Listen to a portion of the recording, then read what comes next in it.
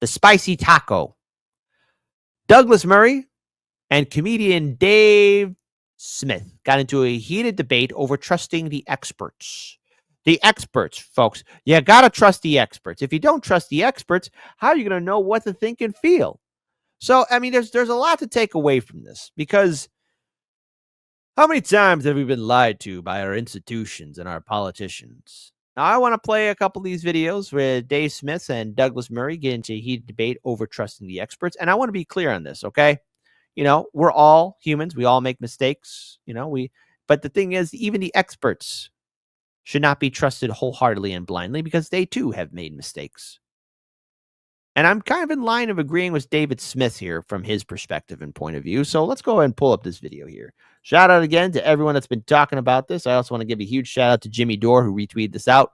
Douglas Murray is so easily exposed as the other guy on the wrong side of history who doesn't have an argument but stands up to the slightest scrutiny from a comedian. So he screams, "You are not an expert," instead of making an argument. Dave Smith for the win easily. If Murray had a shred of capacity for normal shame, he would feel humiliated and wouldn't show his face in public for at least a year or two. Shout out to Jimmy Dore. Let's play this. I do also think that one of the bigger, kind of the bigger picture dynamics to all of this is that we have, at least since 9/11, been in a state of perpetual war. And all of these wars have been disasters. They have been so many lies involved in selling all of them. I mean, the whole Iraq war, the whole war in Afghanistan, just lying the whole way through. I mean, I remember literally having conversations with Green Berets in the middle of the war in Afghanistan, and they're like, George W. Bush is telling you that the army we're building up there is really successful. Listen, as a former Marine, I remember seeing the Iraqi army. I'm going to tell you guys a little story. I remember one time, the squad that I was in, we were in the green zone. Well, technically the red zone in Baghdad. And we were at a shooting range, firing our M16 A4s, at targets, paper targets, And, we were training with the Iraqi army, right? And, we were doing our job. One of my fellow team members, who was built like a giant, was holding the M249 saw. The M249 saw, just imagine like a machine gun, okay? And he was built enough to hold that thing's shoulder and shot 200 rounds right into the berm. It's an incredible feat. But then I saw a moment of stupidity. You see, for those of you who have been around firearms, you know that if you shoot enough rounds out of a muzzle, it gets hot. And 200 rounds coming out of an M249 saw is very hot. One Iraqi soldier, who I believe was a high-ranking sergeant for his platoon, looked at the saw and grabbed it by the barrel and went, "Ah!" and licked his hand. My squad and I looked at each other and we realized this army doesn't stand a chance in hell. So when comedian Dave Smith says he talked to Green Berets and said, "Hey, this army we're building in Afghanistan, this army we're building in Iraq, you think it's really because George Bush told you it's going to be good?" No. And then I also, for all my conservative friends out there, especially way back in the 90s, I remember all those billboards in Indiana saying, "We got to get the U.S. out of the UN. UN's going to invade the USA." I saw the UN army, their military attachment to us in Baghdad. There was never a day I didn't see those guys high. All right? These are guys that were sitting on post with their flak jackets open, like right dead in center. See, now, if I did that, I'd get a kick in the head. They could do it, though. Just trust me on it. The experts that you see on TV don't know what they're talking about. This thing's going to fall in a week without us. And then all through the Obama administration, it's just like lie after lie after lie with disastrous wars. And so this does create a fertile ground for people to say, I wonder if they were lying about all these wars. Sure. Again, I'm not really trying to argue with you about World War II. I'd rather argue about these wars today. I think the interesting question is whether you're busy watering it. What should Are you busy watering it? Do you bloody well condemn hummus? you not talk about mistakes that were made You if should. overall? Absolutely. Okay, you should. Absolutely. Right. I'm all for going So- back and looking at mistakes. So what is your argument then? It's a very weird thing to go back, zone in on a man, say this one thing is a mistake and should characterize him, and you ignore everything else. You're taking him It's out of like context wildly when you're talking weird about thing to Daryl, do. who's done, what was it, 30 plus hours? So what? 30 plus hours of But you podcasting. You do that in a week. I mean, Yeah, come but it's a on. very- It's a very different thing. different It's a very thing. different He's thing. not doing a podcast like talking to people. Okay, nor is he doing scholarly work, nor is he working in the archives, clearly. Come on. I mean, he is not the historian of our era. But sometimes the experts get things wrong, okay? Look, I'm going to rip this Band-Aid off, and I'm not being disrespectful to nobody here. But you know how everyone was hyped up about the samurai character Yasuke? Well, if you look a little bit more into it, and look, was there a person named Yasuke? Yes. But the research into his caricature, who he was, has been exaggerated a little bit too much by the experts into making him into something that he was not. Okay? To where there's contradicting evidence about what role he played in Nobunaga's retainer role or everything else. Same thing goes for all the other experts that are trying to rewrite history. I mean, look, Will Smith's wife did a documentary, okay? She is not a historian or an expert, but she did a documentary on Cleopatra. And, I bit the bullet and I watched that documentary. I lost a couple of brain cells in there because it was nothing about that. It was factual, okay? I mean, look, the Ptolemies were Greek. Cleopatra was from the Ptolemy dynasty, and the Ptolemies did not bother to learn Egyptian. Cleopatra was the last one who tried to learn Egyptian, but she was the last of the pharaohs. Okay, going into that, it's the experts get things wrong. I mean, hey, how about this expert, Fauci? Wear your masks. It's Dr. Fauci. Get your vaccine. And then, yeah, the mask and vaccine don't work all the time. That's a terrible Fauci impression. I'm sorry. He's not claiming to be. This is the thing, Joe. This is like punching jelly. No, but you It can don't always adapt. consume. It But you can don't adapt consume his around. work. What I'm saying, because I don't need to consume endless versions of a revisionist history. I understand. And you have experts who are also trying to rewrite revisionist history too.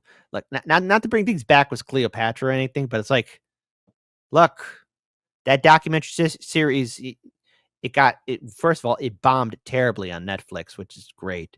But on the other hand, too, even how they portrayed characters. You know what they did to here's one thing that pisses me off. You know what they did to Cicero?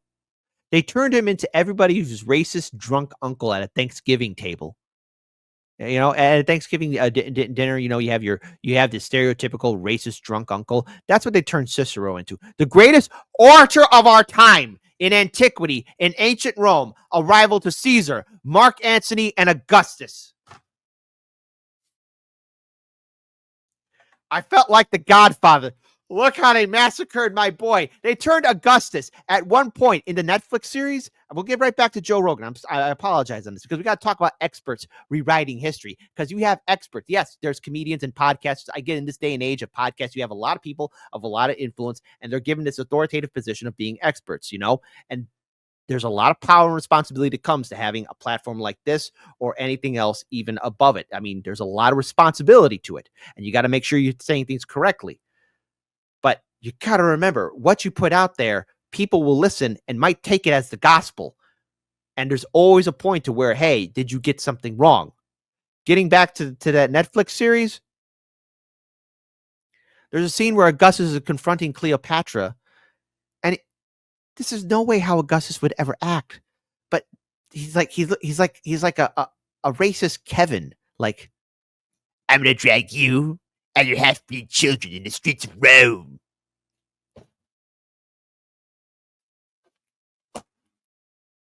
What? Who wrote that script? But it's know where not this comes revisionist from. history. If you listen to his work, it's not revisionist history. He's basing it on historical But work. yeah, I know. But okay, so this is my point about jelly. It's a shape-shifting thing. Comedian or historian? He's not a comedian. Historian or podcast? Would-be historian or actual historian? You say he doesn't claim to be a historian, but he's pumping out tens of hours of Well, neither history. does Dan Carlin. He doesn't claim to be a historian either. You see my point about the move. It's like some weird jiu-jitsu move. No, I don't- Where you say, hang on, you know all about this as well. You say, I'm not a historian, but I'm going to spend my time talking about history. I'm not a journalist, but I'm going to spend my time talking about this thing. I'm not an expert on this, but I'm going to spend my time talking about this thing. It's a weird move, yeah? No. You don't think? No, it's not. Because listen, look, when it comes down to doing, research and everything else, I could consume something and also compare and contrast it to other sources of information to make sure what is accurate and what is being pointed out. But there are points where the experts get things wrong. And I have an interesting follow-up to this. Thing. No, I'm a free American. I can talk about You what can I like talk to. about So what I you don't. want. So what is the I've point here? noticed you can, but But we what's all the can. point? The point is, what are you pushing? What are you watering? What Why? am I pushing? Yes. Liberty, free markets, peace, prosperity, not getting in another stupid catastrophic war, which we're on the precipice of right now. That's what I'm pushing. What are we on the precipice of? Well, I think weren't you just talking about it the other day? Everyone I hear on the inside says we're about to attack Iran. I think you just said something about that the other day. Am I wrong about that? I thought I saw in one of your interviews that you did. Possibly. No. Okay. That doesn't mean we are on the verge of a war. I mean, you keep referring to we being in wars. There's a very big difference between a country having a military that's engaged and a country being at war. But knowing the USA, oh, God, I hope we don't. Because this is going to be such a disaster. I'm not ready for this anarchy. I just want to wake up and just remember, I don't know, the 90s, Remember, you know that meme that's out there, where like you wake up and your friend says, hey, dude, what are you talking about? Lockdowns?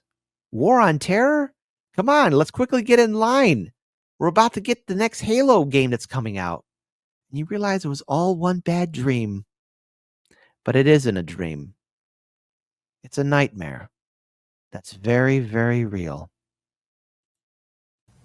This country has not been at war for 25 years. You have not been fighting for the American homeland for 25 years. Yes, we haven't. That's true. Right. We haven't had a war Right. on our shores. We've been picking on third world countries halfway around the world. Well, you haven't been randomly picking on them. I mean, Afghanistan, you went. I didn't say into- it was random. Yeah, right. Okay, it wasn't like you suddenly decided to bomb again Myanmar or something. We went for Afghanistan to find Bin Laden and take revenge for 9/11 and stop an attack like that happening again on the American homeland. That is very different from a country being at war. Yeah, but Having- that's a having- total mischaracterization of the war in Afghanistan. It's one thing to say that might be an accurate characterization of the special operations mission in late 2001, but then I'm we saying- fought yes, a because then 20-year regime yes, change war against the Taliban. Because you got dragged into the quicksand of war. Oh, Yes. Okay, fine, but Fine. I thought it wasn't a war. Like what? I don't get No, your I argument. said it was a war. It's your use of we, as if you're personally like suffering this war. I mean, Yeah, you're a yes, taxpayer. when I say we, we're it taxpayers, implied- so we okay. pay for it. Okay, fine. Douglas, would But, you go, I mean, if I went back and corrected you on every time you've used the term "we" to refer to your government or something like that? Like if I were to say, "Oh, we it's just fine, imposed you- tariffs you- on China," it's would just you point out that take I it- didn't, you and it was the take Trump administration? I'm saying you take it obviously very personally, and that's your right to do so, of course. I'm just trying to make sure we're accurate here. What do you think I'm taking personally? just that, the American wars. Yeah, I take that personally. The amount of treasury, lives lost, destruction, and consequences, repercussions from those wars. So many people died. So many people suffered. So much money lost. I mean, yeah, I take it personally. Do you take it personally? Type 1 for no. It's fine. It's fine if our government leads us into more and more wars that will eventually lead us to World War III. Everything's fine. Type 2, no. I take it very personally. I don't like it. Sure, yeah, I think they've killed hundreds of thousands of people and cost my country $8 trillion and Sure. and degraded my country very much. And there's a very good argument to make on that. I'm still slightly bemused about this move from I'm an expert on this and I have views to I'm a comedian. I've never claimed to be an expert on anything. This is the problem, Joe. Let's see, I don't claim to be an expert on anything either, okay? But I always tell you, my audience, when I do this show, I encourage all of you to look at other sources of information, and I notice that a lot of my audience members say, hey, you watch Jimmy Dore's show, do Dissidents, RBN, INN, perfect. And I encourage that, hearing different perspectives and points of view, and even going on to different shows and different platforms. I encourage that because it's always important for us to be educated and to hear different points that might not have been covered by one source or another. And this guy's here saying, this is the problem here, Joe. This is the problem here, Joe. I mean, if somebody Wait a minute, says you have to claim to be an expert on something to have an opinion on something? you don't have to be. You don't have to be. But So what's this is the like, issue? I'm not a historian, but I'm pumping out history. But wait a minute, I'm what not about an expert, just- but I'm talking all the time about But this you're not thing. even talking about specifically on what he just said. No, I'm saying this is my point about this. You say I'm not an expert. So what's the solution? To not talk about it? No, it's to have more experts around. No, you have all these experts around. Eventually, they'll start sniffing each other's farts and thinking everything's fine. That's not how it works, honey child. That's not how it works, baby. Because experts can get things wrong. And experts, listen, we've all seen our fair share of people who have gotten an undeserved ego for being called an expert, or either that having that title. Like, look, anybody, okay? Anybody can be addicted by getting all the figgy pudding. I know I'm using that too much, but hear me out here. Okay. Just like any influencer or somebody on YouTube getting millions of views and subscribers, or just like any kind of celebrity, once you get all the figgy pudding, just like any expert in a scientific academic field, they can become so much of an egomaniac that they forgot how they got started. And more importantly, they refuse to hear any other different opinions, and that their word is the gospel. Everyone must be held accountable, even the experts. Okay? Because I've seen my fair share of citizen journalists smack around experts. Hey, I'm going to name two in particular. No, I'm going to name a couple more here. I've seen a couple of people smack around the experts. First of all, I'm going to shout out this champion, Craig Jardula Pasta. Much love to him. I want to shout out to Indy and his entire crew. And he's got a list of mad dog killers. I love them. Shout out to Nico House. Shout out to the crew of RBN. Shout out to Jimmy Dore. Shout out to, give it up for the tag team champions, Do Dissidents, okay? I've seen my fair share. I've seen Sabby Sabs. Sabby Sabs has smacked around some people. Bah-bah! Just saying. Experts get things wrong, and they should be confronted. I'm just saying, okay? Now, yes, they're called experts, but the thing is, what makes an expert is that, okay, how are things going to change in my field? That's how you become an expert. You need more experts, Joe. No, it's to have more experts around. Well, the expert class hasn't done a great job, I know. man. This is follow the science. Yeah, but you know what? I agree with that. I just said to you, I agree with that. Right, I know. But So, one Douglas, of the problems during is, all of COVID, I will put my track record against any of the expert class on COVID. I'm glad to do that. So should I have just shut up? Should I have shut up by opposing lockdowns and opposing vaccine mandates and talking that about was the the lab leak argument at the theory? time. You realize that's the right? entire argument that you're making. Let the experts handle this. Yes, let the experts handle it. Let's the experts handle it. And how did COVID work out for all of us, my lovelies? How did that work out? Oh, I know how it worked out. It ended in a complete effing disaster. And it got us all screwed up the wazoo. Up the wazoo. That's what happened. That's what happened. That's what happened. That's what happened. Okay. So here's the thing about all these experts. I'm glad that Joe Rogan had this great conversation or was hosting this debate between these two. But Dave Smith did that home run homer. Okay. And I might have my disagreements with Dave Smith. But look, it is important for us to challenge authorities, because how did the 2020 lockdowns work out for you? Oh, stay locked down, but you still got to pay your bills. Stay locked down, but you can't go to work. Stay locked down, but you got to get food. Stay locked down, you can't take care of your small business. Stay locked down, you got to pay off your home loan. Stay locked down, don't worry about eviction. Oh, you're evicted. How did that work out for us, for those experts? Oh, yeah, there's weapons of mass destruction in Iraq. Whoops, no weapons of mass destruction. Uh-oh. That Hunter Biden laptop story, that's fake news. We have 50 CIA people who said this is classic Russian disinformation.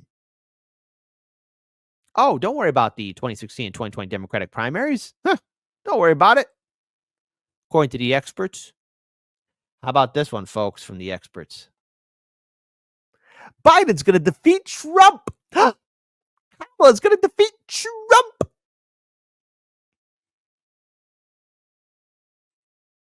In order to survive, we have to challenge authority. In order to survive and be educated, we must educate ourselves too.